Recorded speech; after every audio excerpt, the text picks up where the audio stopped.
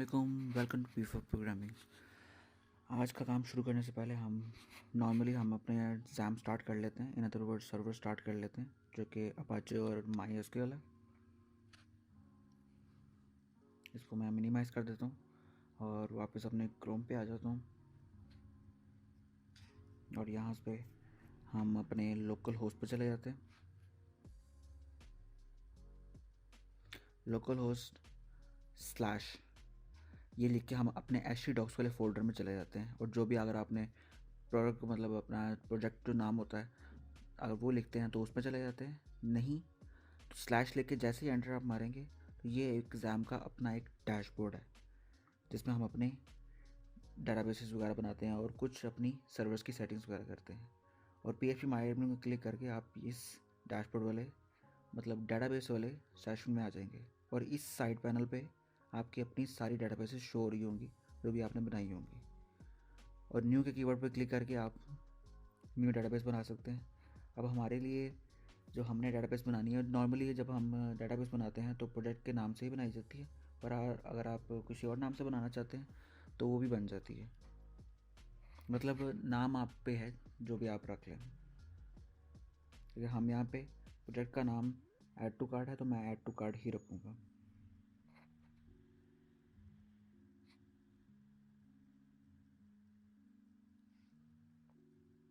और यहाँ साइड पे ये क्रिएट बटन है, जैसे इसको क्लिक करेंगे तो ये आपकी डेटाबेस क्रिएट हो जाती है और आपकी साइड बार पे डेटाबेस शो हो जाएगी। ये आपकी टेबल बनाने के लिए कॉलम है, मतलब आपने टेबल किस नाम से बनाना है। ये पहला जो मेन्यू आप नज़र आ रहे हैं ये बाय डिफ़ॉल्ट नज़र आ जाता है कि फॉर एग्जांपल आपने नया टेबल डेटाबेस पहली बार बनी है तो टेबल नया बनाने के लिए वो बाय डिफ़ॉल्ट ही दे देता है। आगे अगर आपने कोई और टेबल बनाना होगा तो उसका ऑप्शन भी वो दे देता है, लेकिन वो मैं बाद में बताता हूँ आपको।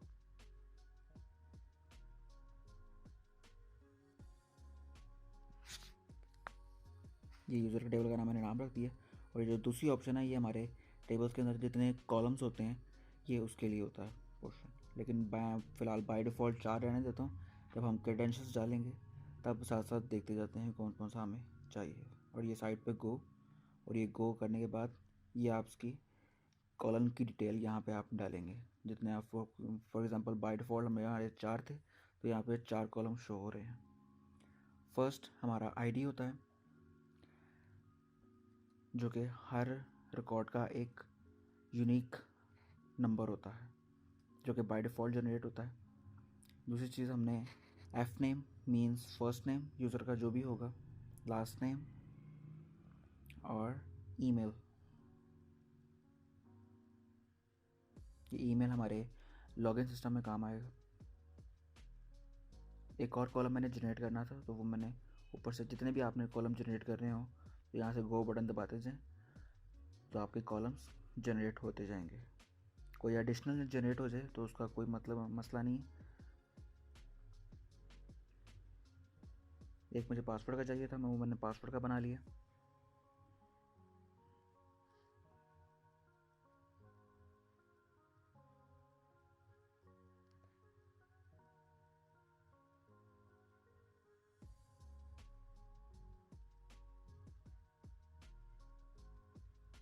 अब ये जो हमारा दूसरा सेक्शन है ये हमारी टाइप्स होती हैं कि हमने ये जो स्पेसिफिक हमने कीवर्ड रखा है, for example F name, last name, email, password वगैरह, ये हमें किस टाइप में चाहिए, मतलब स्ट्रिंग में चाहिए, इंटीजर में चाहिए या फ्लोटिंग में चाहिए। तो आईडी जो होती है वो बाय डिफ़ॉल्ट हम इंटीजर रखते हैं। अगर आप कुछ और भी करना चाह रहे हैं, जैसे फॉर एग्जांपल अगर आपने आईडी खुद जनरेट करवानी है तो वो अपने हिसाब से आप एडजस्ट कर सकते हैं, लेकिन बाय डिफ़ॉल्ट प्राइमरी की जो हमारी होती है डेटाबेसेस में एक टेबल के अंदर वो हम इंटीजर ही रखते हैं।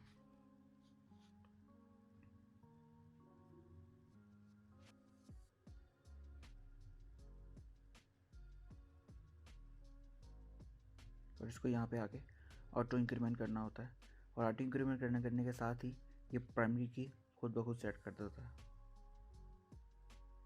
वॉचार्ट जो कि करेक्टर्स के लिए होता है तो एफ नेम, लास्ट नेम ये हमारे करेक्टर्स ही होते हैं। और ईमेल में इंटीजर्स भी आ जाते हैं, लेकिन स्ट्रिंग के अंदर वो एडजस्ट हो जाता है, और पासवर्ड भी उसी तरह से। ये जो अगले कॉलम से यहाँ पे नज़र आ रहे हैं, ये इनकी लेंथ है, मतलब एक कॉलम में उस इंटीजर के उस स्पेसिफिक पोर्ट के हिसाब से कितने उसके अंदर इंटीजर्स आ सकते हैं, या स्ट्रिंग्स के कैरेक्टर्स आ सकते हैं, या अल्फ़ाबेट्स आ सकते हैं। यहाँ से गो करके हम अपनी टेबल्स हमने जनरेट कर दिया। तो ये देखें साइड पे उस डाटाबेस के अंदर जितने भी अदर टेबल्स होंगे वो यहाँ पे शो हो जाएंगे, और कोई नया टेबल बनाना है तो उसकी यूज़र के ऊपर न्यू का कीवर्ड लगा हुआ है, तो वहाँ से आप अपने नए टेबल जनरेट करवा सकते हैं। यहाँ से मैंने एक नया टेबल बनाना है जो कि हमारी प्रोडक्ट्स के लिए होगा। एक तो यूज़र के लिए हो गया, और यूज़र जो कि हमारे कस्टमर्स वगैरह होंगे इस शॉप पे, उनका रिकॉर्ड रखा जाएगा। और प्रोडक्ट्स के अंदर जो कि एडमिन प्रोडक्ट्स ऐड कर सकता है, ये रूल्स एंड रेगुलेशन हम बाद में इसके साथ अटैच करेंगे, वो कैसे करेंगे वो देखेंगे बाद में, लेकिन प्रोडक्ट्स जो हैं वो एडमिन ही ऐड कर सकता है।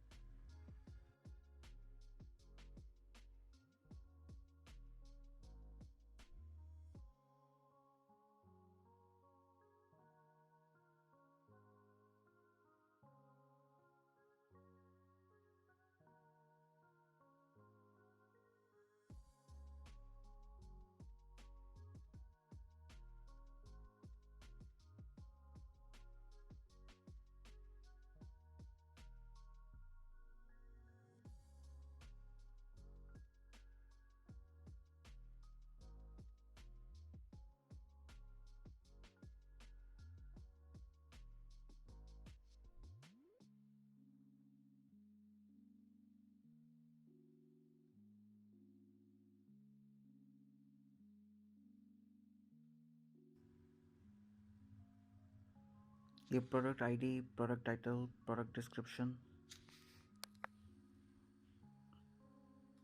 और प्रोडक्ट प्राइस, ये हर एक प्रोडक्ट की कैटेगरीज होंगी, मतलब कैटेगरीज कह रहा हूँ, उसकी प्रॉपर्टीज़ होंगी जो कि हर प्रोडक्ट के साथ बाइंड होती हैं। मतलब उसके टाइटल की जगह उसका नाम आ जाएगा, प्रोडक्ट का नाम क्या है, डिस्क्रिप्शन में उसकी सारी डिस्क्रिप्शन में डिटेल्स वगैरह, और प्रोडक्ट प्राइस में उसकी प्रोडक्ट की प्राइस एडमिन ने क्या एडजस्ट की है, और प्रोडक्ट की एक स्पेसिफिक इमेज होती है, वो हम इमेज का जो नाम होगा वो यहाँ पे एडजस्ट करेंगे। और प्रोडक्ट आईडी बाय डिफ़ॉल्ट पे ऑटो इंक्रीमेंट प्राइमरी की रखनी है हमने, और वो बाय डिफ़ॉल्ट इंटीजर ही रहेगी, और मैं भी इंटीजर ही रखूँगा। टाइटल टेक्स्ट रखेंगे। अब टेक्स्ट और वाचर में क्या फ़र्क है वो हम थोड़ी देर बाद सीखेंगे। प्राइस चूँकि इंटीजर में ही होती है इसलिए मैंने इंटीजर ही रखी है, और इमेज का नाम जो कि लंबा हो सकता है, स्ट्रिंग हो सकती है, वो इसलिए मैंने टेक्स्ट में रखी है। यहाँ पे फिर बात आ जाती है मैंने टेक्स्ट क्यों रखी है, ये मैं आपको बाद में समझाऊँगा। और टेक्स्ट का हम मोस्टली वैल्यू नहीं देते, लेंथ नहीं देते, मीन्स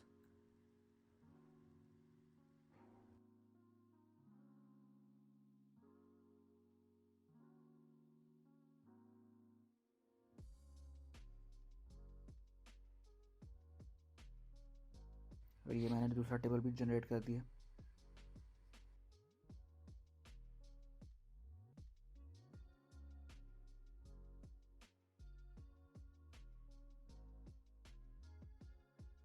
यहाँ पे मैं आपको कुछ और फीचर्स के बारे में बता देता हूँ, जैसे कि यहाँ पे ये इंपोर्ट है।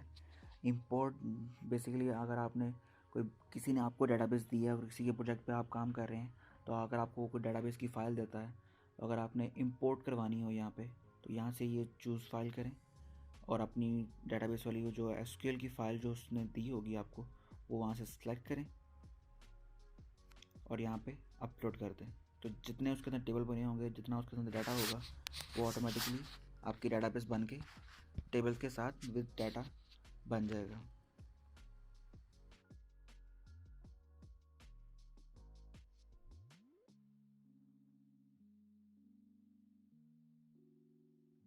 इसी के साथ ये एक्सपोर्ट है। फॉर एग्ज़ाम्पल अगर आपने अपनी डेटाबेस एक्सपोर्ट करनी है, तो यहाँ से गो के बटन में क्लिक करें, तो ये आपकी डेटाबेस, सारे टेबल्स आपके और आपका सारा डाटा एज अ बैकअप आपके पास एक्सपोर्ट हो जाएगा।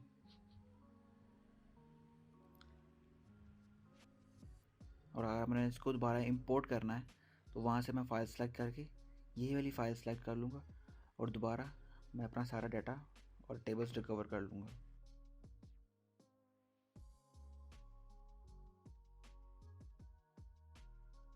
इसी के साथ ये क्यूरी होती है, ये मैं आपको बाद में समझाऊंगा ये क्या होती है। ये साथ ही इसके एसक्यूएल होती है। अगर आप फॉर एग्जांपल आपने क्यूरी आपने डायरेक्ट लिखनी है फॉर टेस्टिंग, तो यहाँ पे आप अपनी क्यूरी भी लिख सकते हैं फॉर टेस्टिंग पर्पस।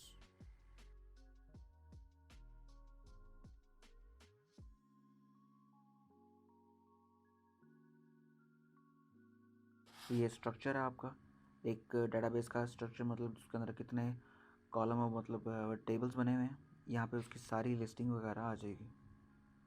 यहाँ पे ट्रिगर्स हैं, ट्रैकिंग्स हैं। ट्रिगर्स में आपको बात समझाऊंगा, ये थोड़ा एडवांस टॉपिक है। डिज़ाइंस के अंदर या आपको एक डिज़ाइनिंग तौर पर सारा स्ट्रक्चर आपको नज़र आ जाएगा। इनके दरम्यान में अभी कोई रिलेशन नहीं है, इसलिए आपको कोई लाइंस वगैरह नज़र नहीं आ रही। जैसे इसके दरम्यान में रिलेशन कोई क्रिएट होगा तो इसमें लाइंस भी नज़र आ जाएंगी।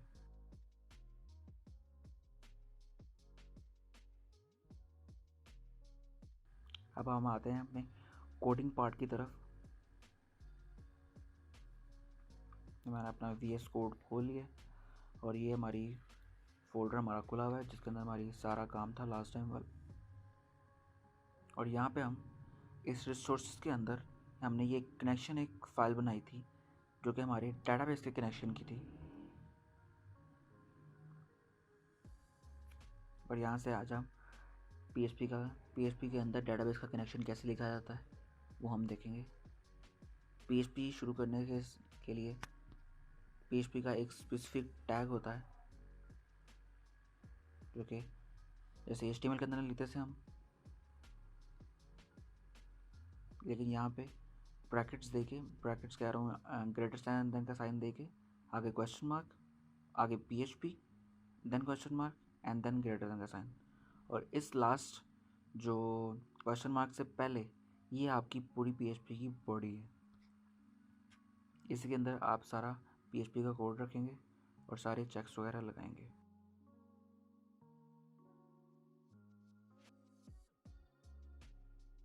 PHP में कोई डाटा टाइप्स नहीं होती, इंटीजर, फ्लोट्स, डबल्स वगैरह। लेकिन अब जो एडवांस PHP आई है, PHP 7 वगैरह, उसमें और PHP 8 भी आ चुकी है, PHP 7 से डाटा टाइप्स आनी शुरू हो गई हैं। वो भी हम जल्दी सीखेंगे, लेकिन अभी हम डॉलर साइन से ही हम वेरिएबल्स क्रिएट करेंगे। डॉलर लेके आगे जो भी आपका वेरिएबल का नाम आप रखना चाह रहे हैं तो वो रखते हैं, और जैसे ही आगे डाटा आप जनरेट करेंगे तो वो वेरिएबल ऑटोमेटिकली समझ जाएगा कि ये किस वेरिएबल का, मतलब किस डाटा टाइप का वेरिएबल है। जैसे फॉर एग्जांपल आप इंटीजर डालेंगे तो इंटीजर समझ जाएगा, स्ट्रिंग डालेंगे तो वो स्ट्रिंग के लिए समझ जाएगा। आपको अलग से डिक्लेयर करने की ज़रूरत नहीं पड़ेगी कि ये किस टाइप का वेरिएबल है, यहाँ तक कि अरे के लिए भी।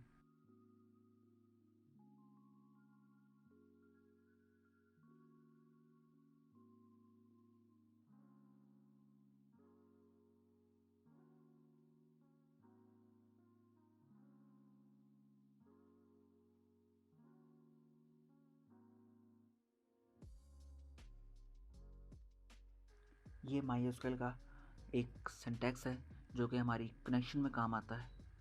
इसके अंदर ये एक MySQL फंक्शन है जिसके अंदर 4 पैरामीटर्स होते हैं।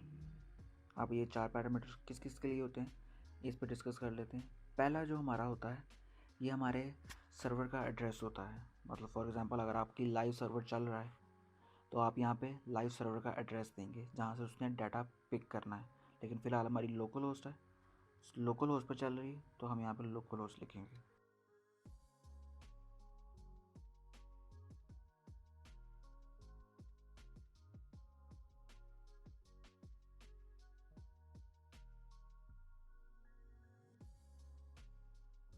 दूसरा जो पैरामीटर है यहाँ पे हमारा यूज़र नेम आता है। यूज़र नेम हमारा बाय डिफ़ॉल्ट रूट होता है। अगर आप चेंज करना चाह रहे हैं तो आप जैम की सेटिंग में जाके ये चेंज भी कर सकते हैं, लेकिन बाय डिफ़ॉल्ट जो होता है वो इसका रूट ही होता है यूज़र। और मैं अभी डिटेल्स में नहीं जाना चाह रहा, लेकिन हम भी बाय डिफ़ॉल्ट यूज़र ही रूट ही रखेंगे। Third one is password.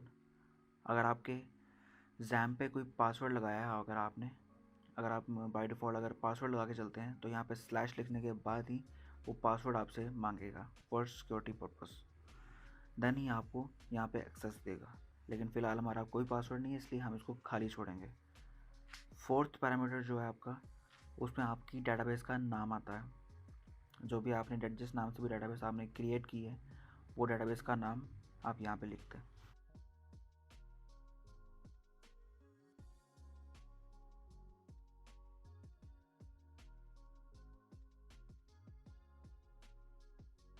जैसे मैं वापस जाके दोबारा अपना नाम क्लियर कर लेता हूँ, क्योंकि अगर डेटाबेस का नाम सही ना हुआ तो ये एक एरर जनरेट करता है।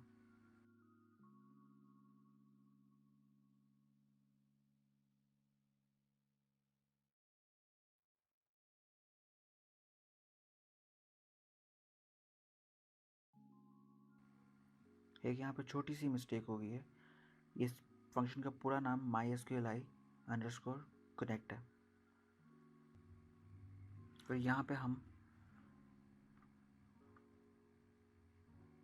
अपना कनेक्शन चेक पॉइंट रखते हैं कि अगर जैसे ही वो कनेक्शन डिस्कनेक्ट होता है तो हमें एक अलर्ट जनरेट हो।